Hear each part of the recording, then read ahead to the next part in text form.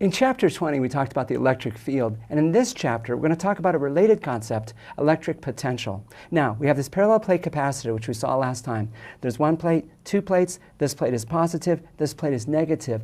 There's an electric field which points from the positive plate toward the negative plate.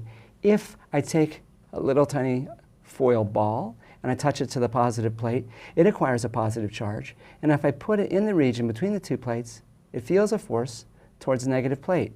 It feels a force in the direction of the electric field, as we know that it must.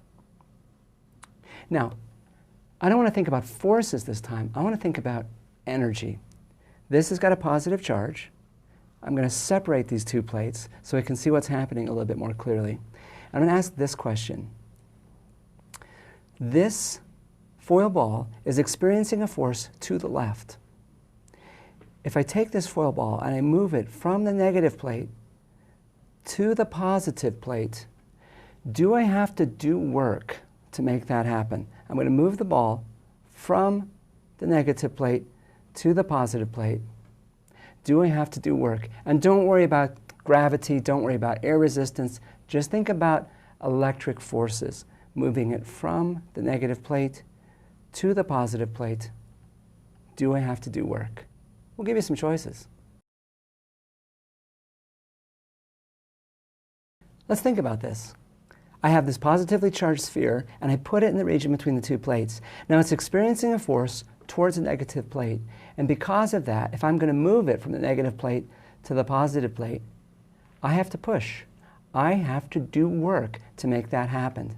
My hand has got to apply force to the sphere to move it from one plate to the other, and so I've done work.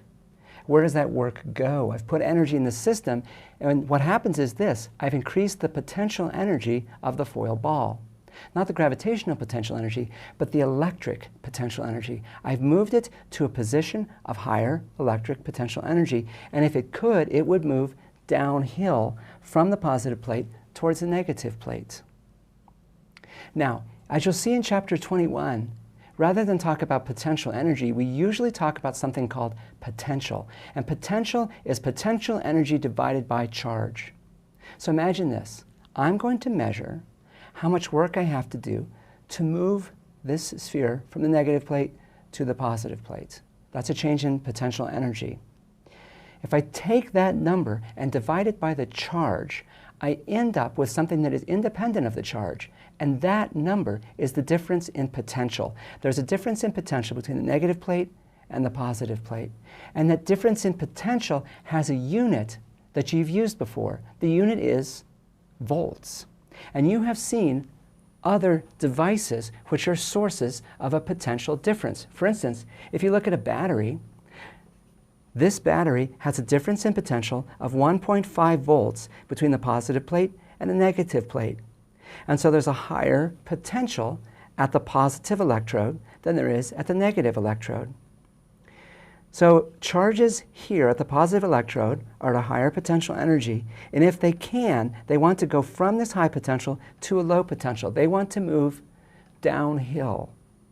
And the way we can make them do that is by giving them a place to go. If I take a wire and connect it to the positive terminal of this battery, and I take another wire and connect it to the negative terminal, and I take these two and hook them up to a light bulb, what will happen is this. The charges will flow from the high potential to the low potential, but they do that through this circuit, through the light bulb, and the net result is the bulb lights. Charges are going from the high potential through the bulb to the low potential. Now that's a situation that we'll talk about in more detail in chapter 22, but for now I want to think about this battery as a source of potential difference. There's 1.5 volt higher potential here than there is here. And in chapter 21 we look at other sources of potential, and one source of potential we'll consider is one that's within you. Your nerve cells and your muscle cells generate potential differences between the inside and the outside of the cells.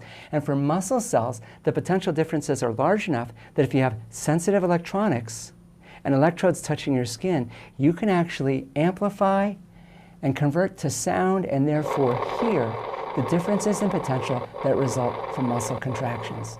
Now there's clearly a close relationship between the concept of electric potential and the concept of electric field. And we'll bring those two pieces together in the next segment.